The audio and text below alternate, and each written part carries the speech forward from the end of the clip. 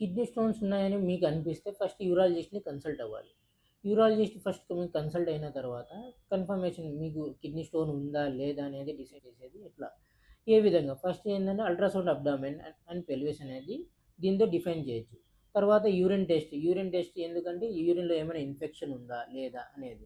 ఇంకోటి serum creatinine. Serum creatinine అనేది kidney పనితనం ఎలా ఉందనేది చెప్పేది టెస్ట్.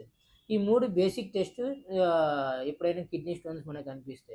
ఈ అల్ట్రాసౌండ్‌లో ఏం తెలుస్తుంది? అల్ట్రాసౌండ్‌లో కిడ్నీ స్టోన్స్ ఉన్నాయా? లేదా?